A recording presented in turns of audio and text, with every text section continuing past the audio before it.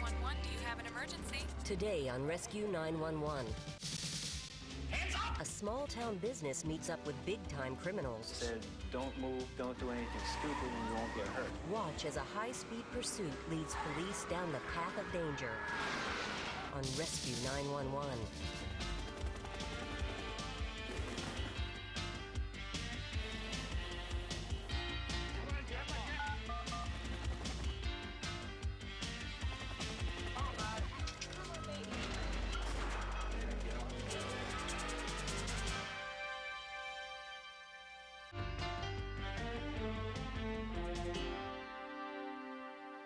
Every weekend, the DeGrazia Winery in Brookfield, Connecticut is open for tasting and tours. Hundreds of people visit the small family-run business each day. In late September of 1988, the DeGrazia family found out that not all their visitors were as friendly or as innocent as they seemed.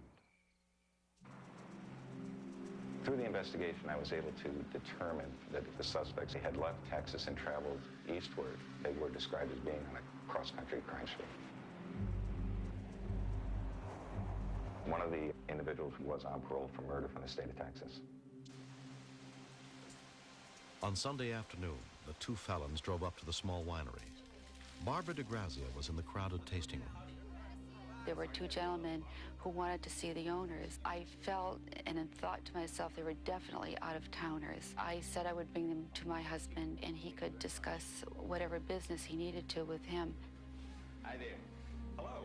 Hi, are you Paul? I was very excited talking to these two gentlemen. One was very articulate and wanted to discuss the possibility of purchasing our wine to be sold and shipped to California. His friend never really entered into the conversation, but kept on looking around the winery. Hey, come with me, we're going to back room. Oh, thank you. Yeah, why don't you step in now? You bet. You been up here before? No, it's the first time. The next day, I drove down the driveway. A truck pulled in and stopped parallel to me. In the truck, Barbara recognized the two men from the previous day. So I just told him, my son is at home and he'd be very happy to help you. Barbara's 24-year-old son, Mark Langford, was the only one home at the winery that morning. They discussed purchasing several cases of wine. During the course of his conversation, one of the individuals pulled a gun on him and told him that this was a robbery. Hands up! Come on, now come around, huh? Slow. All right. Okay, get the door, I got it. At that point in time, they pulled the gun on Mark and they took him back into the house. All right. You're alone, right? Yeah. Tape the door, let's go. His hands were bound with duct tape, and they immediately started to ransack the house. They made a point of telling him that they wanted jewelry.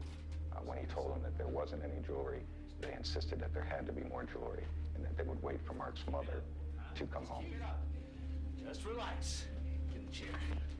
The men ripped out all the telephones, then used the cords to tie Mark securely to a chair. He had no idea what they were planning to do next. On the winery's security system of closed-circuit cameras, Mark could see the armed robber's truck parked out front. He announced that he was going to go outside and wait for my mother.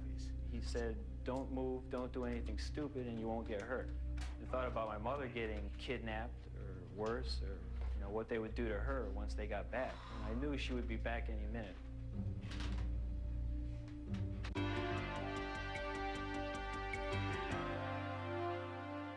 Did you know your hair is made of up to 90% amino acids? Help prevent the loss of aminos with the exclusive Amino Pro Vitamin Complex. Pantene Pro V. That's the beauty of health. Follow unsung heroes saving lives. I'm gonna be in the back of the ambulance waiting for you. Paramedics, next on Discovery Health Channel.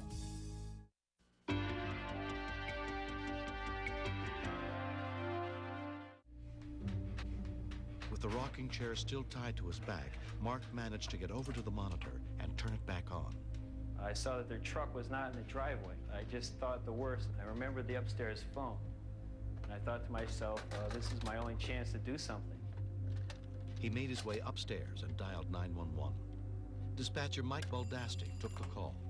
It was about 12:15. Got a call on 911.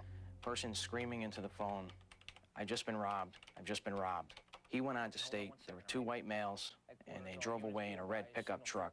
Told him, "Hold on." Went over the radio. Headquarters, all units. At a signal 13, which is an armed robbery. Two suspects heading towards Route 133 in a red pickup truck, possible Texas plates. Brookfield police officer Bruce Scott was the first to respond. On my way to the scene, I noticed that vehicle description with the same two occupants headed past me. I turned the vehicle around, proceeded after them, and they started to speed up. I put the overhead lights on, the siren, and they just paid no attention to it. They kept going.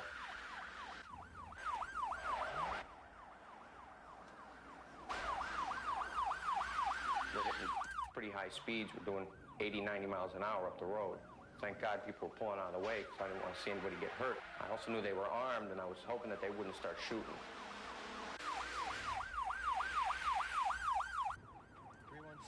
When Officer Scott came back on the radio and advised me he was not able to stop the vehicle that they were running from, I again went over the radio and advised the other units this could be the suspects, at which time Sergeant Senior and Officer Wallmiller headed towards Officer Scott's location. 303 will be en route.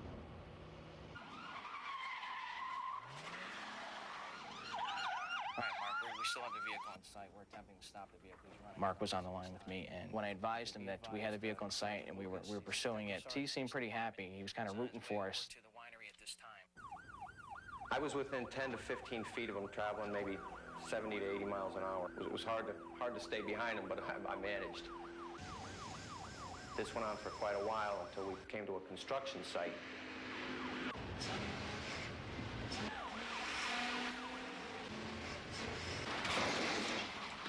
316 HQ. They just hit a vehicle going through a construction site on 202 North.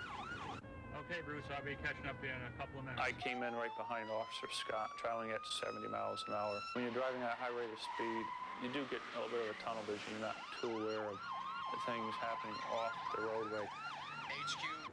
Roger 316. I notified New Milford Police Department, just north of us, and that we were in pursuit of this vehicle, this red pickup. New Milford officer John D. Giovanni joined the chase. I got a call on my radio that the town of Brookfield Police Department was chasing a red truck into our town. To coordinate the chase across two townships, all information had to be relayed through dispatcher Baldasti. 316 HQ. I was constantly advising the dispatcher as to my location at all times so that they could let New Milford know where I was and also let my fellow officers from Brookfield here know where I was. But because they couldn't talk to each other directly, valuable time was lost.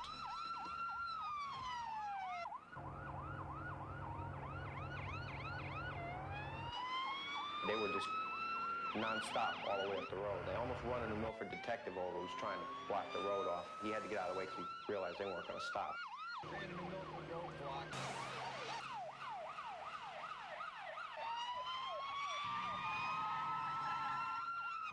The chase became extremely dangerous to anybody in the area, as well as the officers and the occupants of the truck.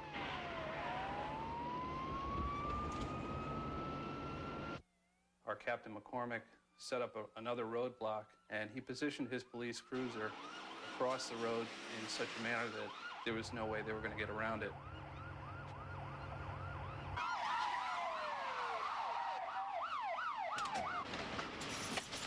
Put your hand out the window! Put your hand out the window!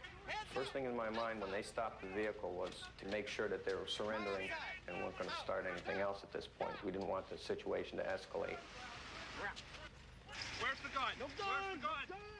The call actually was instrumental in apprehending the suspects. The dispatcher did a fantastic job. He got the information and gave it out over the air immediately, and that's what led to the capture of the suspects. Yeah, John. Oh, that's great. I think Mark should be credited. He acted very bravely in what he did. If he had waited out of fear or anything like that, they would have been long gone. The two suspects both had prior arrest records. They were convicted of first-degree robbery and sentenced to 7.5 years in prison. And looking back, I'm thankful that I had a chance to help the police take two career criminals off the street. I was scared for my life. I was scared for my mother's life. But I knew I had to do something to put all the fear aside. How you guys doing up there, huh? A year has passed. The DeGrazia family has gone on with their lives and running the family winery. But Barbara DeGrazia can't forget what her son Mark did for her. Mark worked very, very frantically to call 911. And I know in my heart,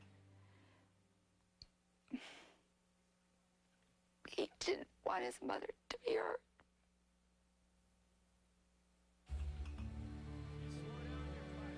When I think about the bravery Mark showed during this incident, I feel very, very proud of him, and it warms my heart. I love him for that.